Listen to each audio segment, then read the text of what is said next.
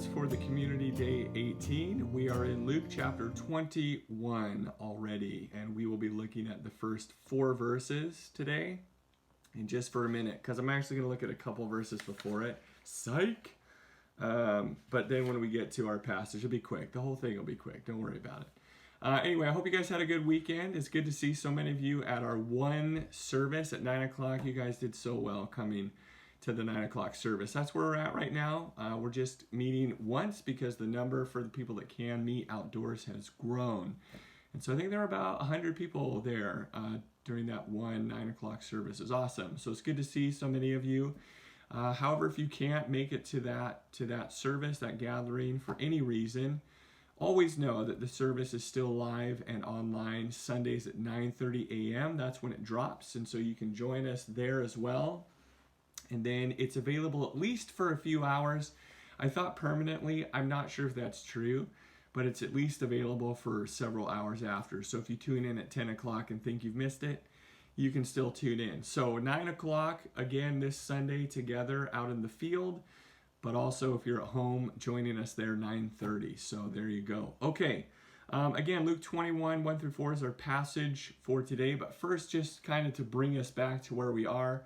Remember, we've talked about this a lot, but Luke chapter 9 is the turning point. It's very pivotal in Luke's gospel where Jesus resolutely, Luke tells us, sets out for Jerusalem, and he makes his first pitch to his disciples that anyone who would come after him must deny themselves, take up their cross, and follow after him. They must die to themselves daily. Jesus will say that a few times as he goes, but he says that, and then Luke tells us he resolutely sets out for Jerusalem.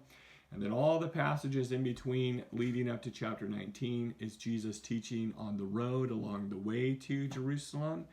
And then we come to it. We come to chapter 19 where Jesus rides into Jerusalem as king.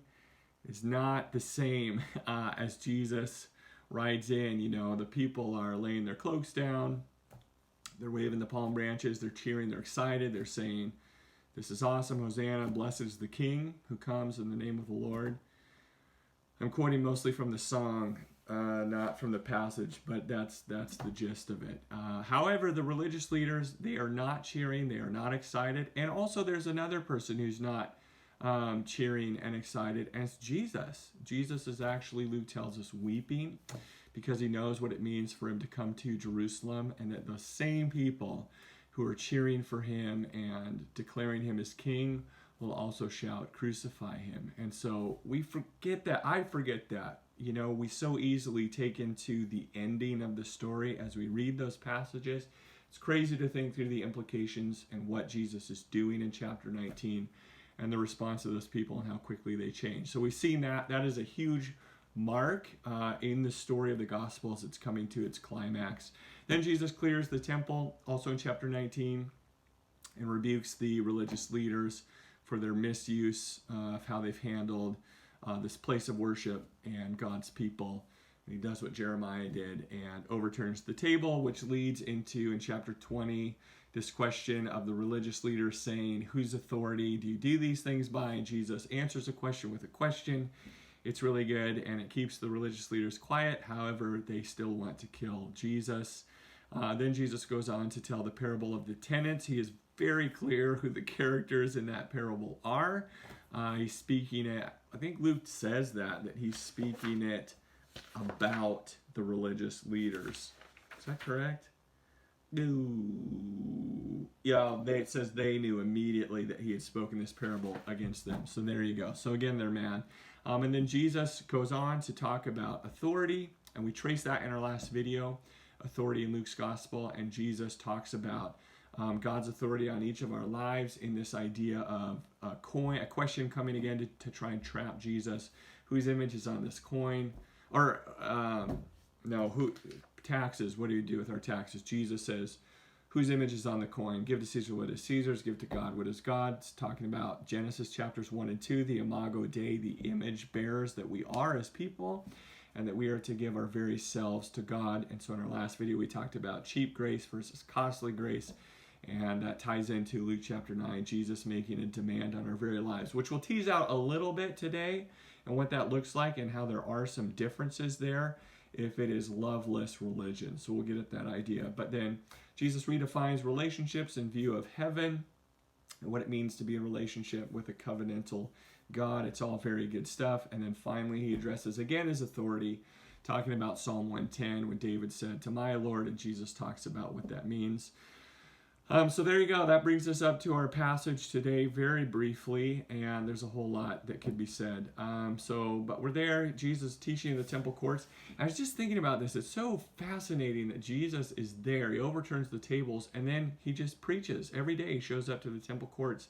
And it's the different groups, the different religious groups that come to Jesus, to their home court, you could say, to ask questions of him, often to try and trap him, but they still come to him in their place of worship.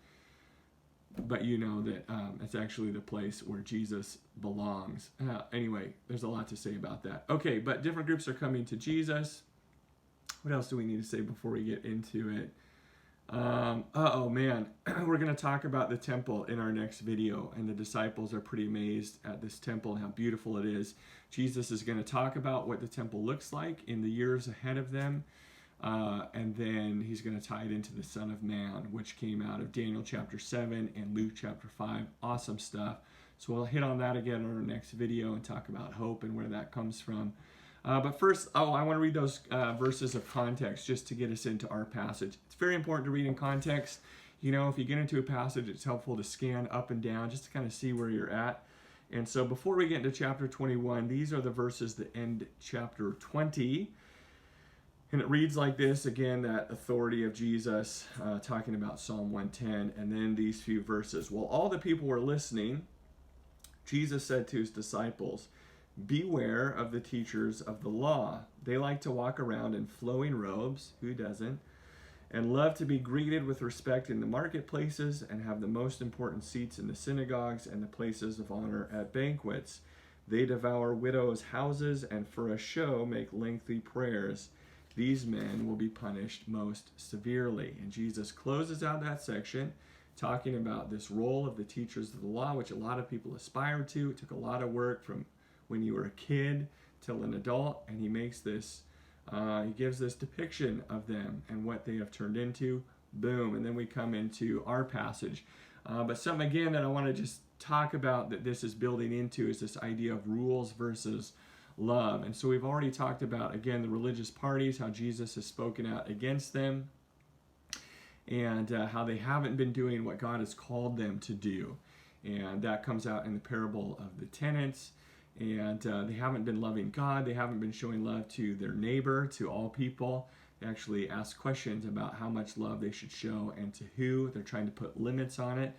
And they've just been busy making rules and regulations. And to be fair, to be trying to protect this very sacred thing as this small group of people, the people of Israel, the people of God, but they're putting their own restraints and restrictions on it. And through that, they're missing the heart of religion, what it's supposed to lead us to, a person, a king, a savior, a servant, Jesus. They've also been very harsh with people and overlooked so many of them. We'll talk about that. And then Jesus, again, he shows up on the scene, and at least in their minds, he begins to cross a lot of lines as he does life with all kinds of people. He doesn't distinguish. He simply goes to people and ministers to those who would be considered marginalized or outcast due to their ethnic background, their practices. And Jesus begins to meet all of these people. Even some of his closest, his disciples, would be people that would be despised by these religious leaders. And so Jesus looks very different to them. He is very dangerous and threatening to them. And they're trying to keep this very pure idea of what it means to follow after God. And Jesus is trying to show them they are missing. They're in their process. They're missing God, and they're missing those that they're supposed to be showing the love of God to. And so we get this idea of not simply playing at religion. And so these teachers of the law, they're squashing people as they build themselves up. They are overlooking those that they are there to help, to protect and to show care for and to bring in. And so we have to have love at the center, not just play at religion. And there's this passage that comes to mind. It is written by Jesus' half-brother, by James. I think his Hebrew name is actually Jacob, but it's James in your New Testament Bible, so we'll just stick with that. But the passage in James is he is going to be an early church leader in the original church in Jerusalem. After Peter leaves, it will be James here in Jerusalem who will be leading this church years later after this moment here. But he writes in chapter 1 of his letter, he says, religion that God our Father accepts as pure and faultless is this, to look after orphans and widows in their distress and to keep oneself from being polluted by the world, which is a truncated statement of what Jesus just talked about. And that doesn't mean that religion is simply those two things, but it's getting at this idea of care for others, love of your neighbor, what the Good Samaritan did. That is at the heart. And Jesus has conversation after conversation and illustration after illustration of showing the heart of people and asking them, are you willing to let go of yourself? Are you willing to let go of defining what it looks like on your terms and to come and to recognize the King who stands before you? So Jesus says to his disciples, watch out for the teachers of the law. They like to look a certain way, to have a certain presentation, but really what they do is they are squashing the people who need them the most, and they're overlooking people. They've been polluted, as James says, by the world, and that is not what God cares about. He cares for the love of people, of love for him that extends out to all people. Jesus is going to go, right? And the last thing that he says speaks to this very idea of taking this good news of the kingdom of God out to the nations so that people can be transformed by the good news of Jesus Christ and what he's done. So again, it's getting at the heart, love for people that moves us to action. So that's what brings us, that's the context that brings us into our passage. And again, it'll be brief, so listen close. Here we go. Luke 21, just the first 4 verses. It says, as Jesus looked up, so after those verses we just read, as Jesus looked up, he saw the rich putting their gifts into the temple treasury. He also saw a poor widow put in 2 very small copper coins. Truly I tell you, he said, this poor widow has put in more than all the others. All these people gave their gifts out of their wealth, but she, out of her poverty, put in all she had to live on. So again, this is a real-time example as Jesus looked up. And so Jesus and his disciples see what they were just talking about. And again, if you just read these verses, you miss that. And you think, well, there are no teachers of the law mentioned in these verses. It's just a widow doing this really honorable act, giving up everything she had, which is the direction that some people take it. And while she's giving up everything she had, there is a core problem that we're addressing by going back a few verses and looking at this system that's been created. And so the problem is that the widow's gift, the problem of her giving her last pennies and no one saying boo about it, is that there was a system established that demanded this from her. And Jesus is watching what this religious system has become. And so it's become this place that doesn't show care to this widow. It doesn't provide for her. It's not a place of comfort and rest for her. It's a place that is willing to take her very last pennies. And so, as James said, the very people that this system was meant to protect and care for has led to their extortion and abandonment of those people. And so as James is going to make a distinguish, he's going to make a point to distinguish what religion is. Jesus is pointing it out here as well. And you think, well, what could this money be used for? Why would the religious leaders want that? Well, it's going to come out in the conversation that Jesus and his disciples have as they walk through, and the disciples look at the surrounding temple and go, look at this amazing, beautifully ordained, adorned, there it is, this beautifully adorned building. And Jesus begins to talk about the future when the Son of Man will come back. And there's this miss, again, of the religious leaders, and we have it too, you guys. We get focused on the wrong things oftentimes, and as we do that, we can throw people under the bus, and we can ask the wrong things of them, or we can take on ourselves this idea that through our sacrificial giving that we have earned favor of God, that somehow what we're doing has attributed to the success of God in his kingdom.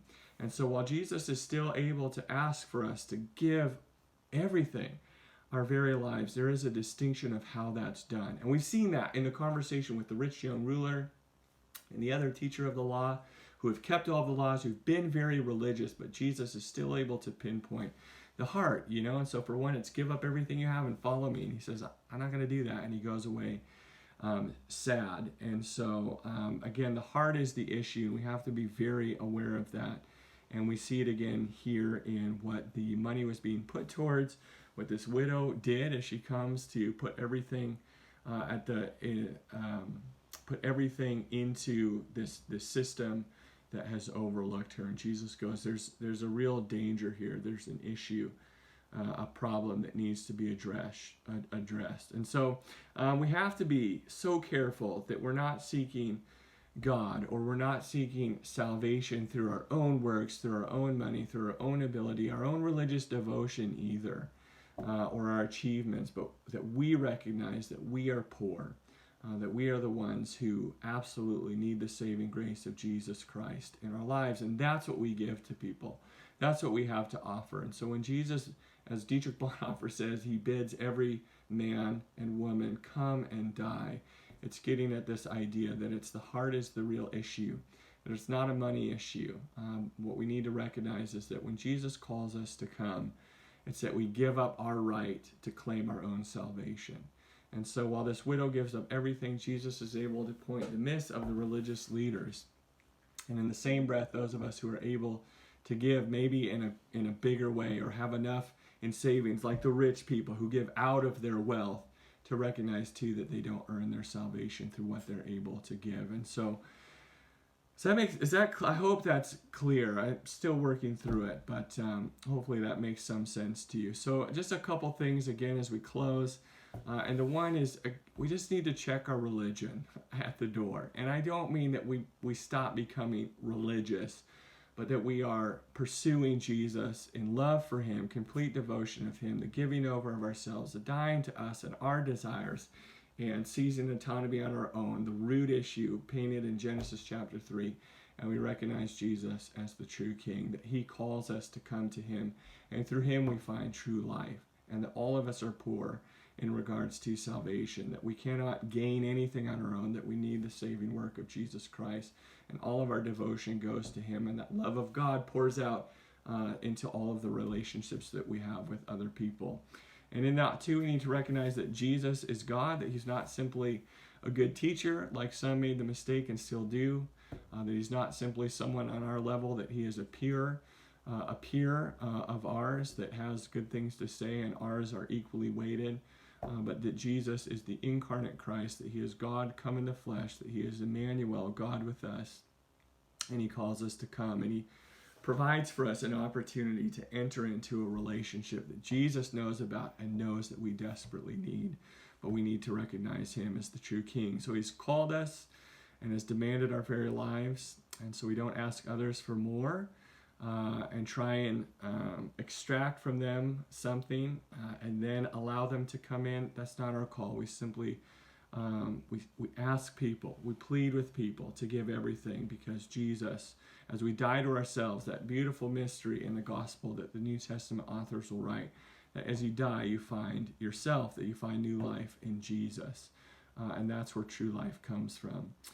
And we talked about this. We also don't show God how we earn something through what we're able to give externally, but he's given everything to us, that we are poor people, unable to come out of our own circumstances on our own, and yet through the grace of Jesus we're able to respond to him, and through that we're able to respond to love, in love to other people around us, and that is the hope. And so religion without love, it squashes people. That is not what Christ has come to call us to. And that is why as Jesus rides into Jerusalem as king, it is not to establish his authority as some of his closest followers thought he would, that he would overthrow Rome, to set up his earthly throne, and to call those closest to him who were with him from the beginning to rule side by side. But he has a different kingdom in mind, and he wants us to recognize that. So as he looks over Jerusalem and weeps, saying how he longs to gather us like a mother hen longs to gather chicks under her wing, Jesus longs for all people to come and to enter into a saving relationship with him. Jesus knows what it looks like for him to be king, and he knows what you and I need most, and that's to recognize that we are poor in the eyes of this world and of Jesus, but through his saving grace we are very rich. in the kingdom of God. And so I hope that's an encouragement to you. It has been to me, especially as we read the rest of chapter 21. I realize so often that I am misguided in the things that I place my focus in. And so we don't want to be people who are like this organization where this widow comes in and we demand things that we were never asked to demand. But instead we would walk humbly alongside people as we pursue the person of Jesus together. That's the hope. And so there you go, guys. Again, I hope you're reading Luke. It's a beautiful gospel. And like we just did briefly, that you read it in context. It helps as you go. And it's going to make sense of the things that are going to happen very quickly in the upcoming chapters. We're a chapter away from Jesus being betrayed by one of his own disciples. A lot of things are going to be coming our way. And so we'll get at those as we come together in our next video. But until then, take care, you guys. And take care. Yeah, we'll see you soon.